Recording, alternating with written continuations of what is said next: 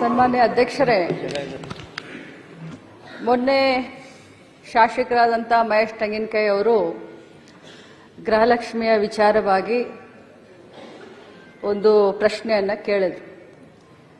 ನಾನು ಮೊನ್ನೆ ಕೂಡ ಸದನಕ್ಕೆ ಹೇಳಿದ್ದೇನೆ, ಇವತ್ತು ಕೂಡ ಅದನ್ನೇ ಹೇಳಲಿಕ್ಕೆ ಬಯಸ್ತೇನೆ. ಈ ಗೃಹಲಕ್ಷ್ಮಿ ಯೋಜನೆ ಕರ್ನಾಟಕ ರಾಜ್ಯದ 1,26,00,000 ಕುಟುಂಬದ ಯಜಮಾನಿಯರಿಗೆ ಪ್ರತಿ ತಿಂಗಳು 2,000 ರೂಪಾಯಿ ಡಿಬಿಟಿ ಮುಖಾಂತರ, ನಾನು ಒತ್ತಿ ಹೇಳಲಿಕ್ಕೆ ಬಯಸ್ತೇನೆ, ಡಿಬಿಟಿ ಮುಖಾಂತರ ಯಾವುದೇ ಮಧ್ಯವರ್ತಿಗಳ ಹಾವಳಿ ಇಲ್ಲದೆ ಡೈರೆಕ್ಟ್ ಆಗಿ ಅವರ ಬ್ಯಾಂಕ್ ಅಕೌಂಟ್ಗೆ ಹೋಗುವಂತ ಒಂದು ಅತ್ಯುನ್ನತ ಒಂದು ಯೋಜನೆ.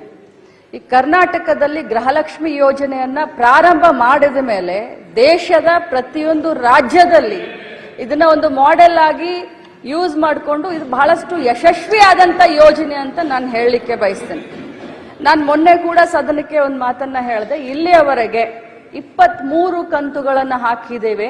46,000 ರೂಪಾಯಿಗಳು ಒಬ್ಬೊಬ್ಬ ಮನೆಯ ಯಜಮಾನಿಗೆ 1,26,00,000 ಮನೆಯ ಯಜಮಾನಿಗಳ ಕುಟುಂಬದ ಯಜಮಾನಿಗಳಿಗೆ ಸಿಕ್ಕಿದೆ ಅಂತ ಮೊನ್ನೆನೂ ಕೂಡ ನಾನು ಹೇಳಿದ್ದೀನಿ. ಈ ಹೇಳುವಂತ ಸಂದರ್ಭದಲ್ಲಿ ಪದೇ ಅವರು ಹೇಳ್ತಾ ಇದ್ರು, ನನಗೆ ಫೆಬ್ರವರಿ ಮತ್ತು ಮಾರ್ಚ್ ಇದು ಬಂದಿಲ್ಲ ಅಂತ ಹೇಳ್ತಾ ಇದ್ರು ಸದಸ್ಯರು. ನಾನು ಹೇಳಿದೆ ಆಗಸ್ಟ್ ವರೆಗೂ ಕ್ಲಿಯರ್ ಮಾಡಿದೀನಿ ಅಂತ ನಾನು ಹೇಳಿದೆ. ಮಾನ್ಯ ವಿರೋಧ ಪಕ್ಷದ ನಾಯಕರು ಕೂಡ ಹೇಳಲಿಕ್ಕೆ ಬಯಸ್ತೀನಿ, ತಾವು ಬಹಳಷ್ಟು ಅನುಭವಿಸ್ತಿದ್ದೀರಿ ಸರ್. ಇಲ್ಲಿ ಆರೋಪ ಪ್ರತ್ಯಾರೋಪಕ್ಕಿನ್ನ ನಾನು ಮಂತ್ರಿ ಆದ ಮೇಲೆ ನಾನು ಮೊದಲೇ ಬಾರಿ ಮಂತ್ರಿ ಆಗಿದ್ದೀನಿ, ಅತ್ಯಂತ ಭಕ್ತಿ ಭಾವನೆಯಿಂದ, ಪೂಜ್ಯ ಭಾವನೆಯಿಂದ, ಯಾಕಂದ್ರೆ ಬಹಳ ದೊಡ್ಡ ಪುಣ್ಯದ ಕೆಲಸ ಮಾಡ್ತಾ ಇದೀವಿ. ಗೃಹಲಕ್ಷ್ಮಿ ಯೋಜನೆ ಮನೆಯಲ್ಲಿ ಯಾರು ನಮಗೆ ಗೃಹಲಕ್ಷ್ಮಿ ಅಂದ್ರೋ ಇಲ್ಲೋ ಗೊತ್ತಿಲ್ಲ, ಕರ್ನಾಟಕದ ಕಾಂಗ್ರೆಸ್ ಪಕ್ಷದ ಸರ್ಕಾರ ಮಹಿಳೆಯರಿಗೆ ಗೃಹಲಕ್ಷ್ಮಿಯನ್ನ ಕೊಡುವ ಯೋಜನೆ ಮುಖಾಂತರ ಅವ್ರಿಗೆ ಗೃಹಲಕ್ಷ್ಮಿ ಅಂತ ಅನ್ತಾ ಇದೆ.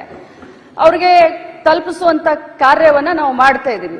ಪದೇ ಫೆಬ್ರವರಿ ಮಾರ್ಚ್ ಅನ್ನ ಕೇಳಿದಾಗ ನನ್ನ ಮಾಹಿತಿ ಪ್ರಕಾರ ಕೊಟ್ಟಿದೀವಿ ಅನ್ನೋದು ಒಂದಿತ್ತು. ಆದ್ರೆ ಹೋಗಿ ನಾನು ಮತ್ತೆ ವಿಚಾರಣೆ ಮಾಡಿದಾಗ ಫೆಬ್ರವರಿ ಮಾರ್ಚ್ ಇನ್ನು ಹಾಕೆಲ್ಲ ಸ್ವಲ್ಪ ಹೆಚ್ಚು ಕಡಿಮೆ ಆಗಿ ಅನ್ನುವಂತ ಮಾಹಿತಿ ನನಗೆ ಬಂತು. ಆದ್ರೆ ಇದರ ಅರ್ಥ ಎಲ್ಲರಿಗೂ ಹೇಳಲಿಕ್ಕೆ ಬಯಸ್ತೇನೆ, ಸದನದಲ್ಲಿರುವಂತ ಎಲ್ಲ ಸನ್ಮಾನ್ಯ ಗೌರವಾನ್ವಿತ ಸದಸ್ಯರಿಗೆ ಹೇಳಲಿಕ್ಕೆ ಬಯಸ್ತೇನೆ, ತಮಗೆಲ್ಲರಿಗೂ ತಪ್ಪು ಮಾಹಿತಿಯನ್ನ ಕೊಡೋದಾಗ್ಲಿ ಅಥವಾ ಸದನನ ಮಿಸ್ಲೀಡ್ ಮಾಡೋದಾಗ್ಲಿ ನನ್ನ ಉದ್ದೇಶವಿಲ್ಲ. ಯಾಕಂತಂದ್ರೆ ಒಬ್ಬ ಜವಾಬ್ದಾರಿಯ ಸ್ಥಾನದಲ್ಲಿ ನಿಂತ್ಕೊಂಡು ಹೇಳಲಿಕ್ಕೆ ಬಯಸ್ತೀನಿ. ನನಗೆಷ್ಟು ಜವಾಬ್ದಾರಿ ಇದೆಯೋ ತಮಗೂ ಅಷ್ಟೇ ಜವಾಬ್ದಾರಿ ಇದೆ.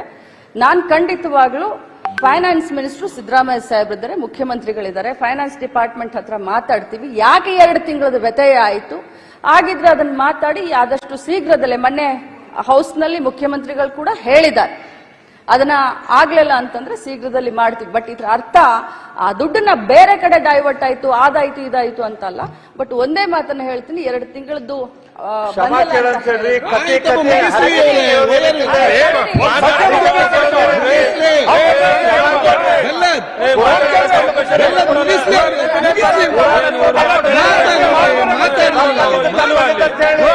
ವಿರೋಧ ಮಾಡ್ತಾರೆ ನೀವು. ಅವ್ರು ಹೇಳ್ತಾರಲ್ಲ ಹೇಳ್ತೀರಿ, ಮಾತಾಡ್ತಾರೆ.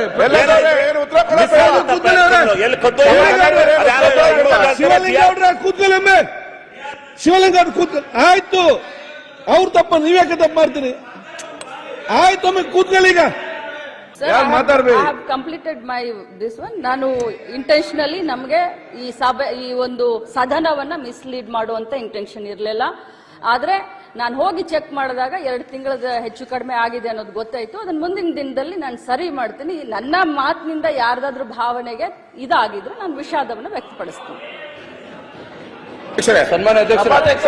ಅಧ್ಯಕ್ಷರೇ ನೋಡಿ, ಇಲ್ಲಿ ಸದನಕ್ಕೆ ತಪ್ಪುದಾರಿ ಕೊಟ್ಟಿರೋದು ಸ್ಪಷ್ಟ ಆಯ್ತು. ಅವರೇ ಹೇಳಿದ್ದಾರೆ, ನನಗೆ ಅಧಿಕಾರಿಗಳು ತಪ್ಪು ಮಾಹಿತಿ ಕೊಟ್ಟಿದ್ದಾರೆ, ನಾನು ಹೇಳ್ಬೇಕಲ್ಲ, ತಪ್ಪಾಗಿದೆ ಅಂತ ಹೇಳ್ಬೇಕಲ್ಲ. ಎಲ್ಲಿ ಹೇಳಿದ್ರು? ನಿಮ್ಗೆ ಯಾರಾದ್ರೂ ಬೇಜಾರಾದ್ರೆ? ನಮ್ಗೆಲ್ಲ ಬೇಜಾರಾಗಿರೋದು ಯಾರು 1,26,00,000 ಜನ ಇದ್ದಾರೆ, ಅವ್ರಿಗೆ ಬೇಜಾರಾಗಿರೋದು, ಅವ್ರಿಗೆ ನೋವಾಗಿರೋದು. ಅದ ಹೇಳಿದಾರ? ಅಲ್ಲಲ್ಲ, ಒಂದೇ ನಿಮಿಷ. ಅವ್ರು ಇಷ್ಟೆಲ್ಲ ಹೇಳಿದ್ರಲ್ಲ, ನಾ ಫೆಬ್ರವರಿ ಮಾರ್ಚ್ ಯಾವಾಗ ಆಗ್ತೀನಿ ಅಂತ ಏನಾನು ಹೇಳಿದ್ರ? ಮುಖ್ಯಮಂತ್ರಿ ಉತ್ತರ ಫೆಬ್ರವರಿ ಮಾರ್ಚ್ ಯಾವಾಗ ಆಗ್ತೀನಿ ಅಂತ ಹೇಳಿಲ್ಲ, ಕ್ಷಮಾಪಣೆ ಕೇಳಿಲ್ಲ. ತೆಗ್ಸಿ ಕೊಡಿ, ನನ್ಗೆ ಕೊಡಿ, ತೆಗ್ಸಿ ಕೊಡಿ ನನ್ಗೆ. ವಿಷಾದ ಹೇಳಲಿಲ್ವೇ? ಅಧ್ಯಕ್ಷರೇ, ಬೇರೆ ನೀವು ಕೂತ್ಕೊಂಡು ಯಾಕೆ ಮಾತಾಡ್ತೀರಿ? ಸಮಸ್ಯೆ ಬಗೆಹರಿಸಿದ್ರೆ ಉಂಟು ಮಾಡ್ಲಿಕ್ಕಿದ್ರೆ ಇಲ್ಲಿ